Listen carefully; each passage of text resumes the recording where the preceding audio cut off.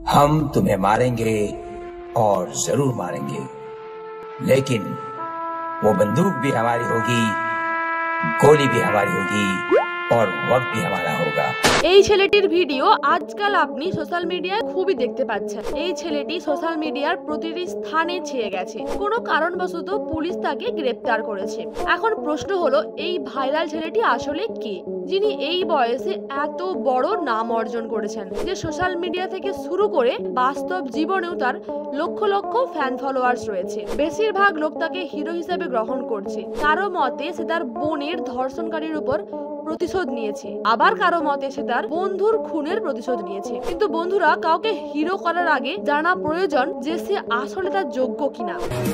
समुंदर की तरह है हमारी पहचान, कि समुंदर की तरह है हमारी पहचान, ऊपर से खामोश और अंदर से तूफान। আপনাদের বলে দিই যে সোশ্যাল মিডিয়ায় যা কিছু দেখা যায় তা বাস্তব জীবনে সবসময় সত্যি হয় না। আর ঠিক সেভাবেই এই ছেলেটিরও হিরো হওয়ার গল্পগুলো সম্পূর্ণ মিথ্যা। কিছু সূত্র অনুযায়ী তার আসল নাম আব্দুল নিজাম বলে জানা গেছে। আসলে সে সোশ্যাল মিডিয়ায় আব্দুল ডিফল্টার নামেও পরিচিত এবং সে দিল্লির ওয়েলকাম নগরের একজন বাসিন্দা। এই ছেলেটি কোনো রক্ষক, মসিহা বা হিরো নয়। সে একজন চোর, ডাকাত এবং সবথেকে বড় নেশাখোর। এই ঘটনাটি 21 নভেম্বর 2023 সালের প্রায় রাত্রি 8টায় ওয়েলকাম নগরের 17 বছর বয়সী ইউসুফ আটা এবং দুধ কিনতে তার বাড়ি থেকে বাজারে যাচ্ছিল। পথে আব্দু তার কাছে টাকা চায়, কারণ তার কাছে মাদকের জন্য টাকা ছিল না। সে রাতে সবসময়ই লোকেদের ধরে টাকা চাইতো, আর যারা টাকা দিতে চাইতো না তাদের সে ছুরি দিয়ে ভয় দেখাতো। ইউসুফের কাছে প্রায় 300 টাকা ছিল, কিন্তু সে দিতে অস্বীকার করে। তারপর আব্দু তাকে মারার জন্য ছুরি বের করে এবং তাকে আঘাত করতে শুরু করে এবং ইউসুফের ওপর প্রায় 60 বার আঘাত করে তাকে হত্যা করে। তখন আশেপাশের সব লোকজন জড়ো হয়, কিন্তু সে সকলকে প্রাণে মেরে ফেলার হুমকি দেয়।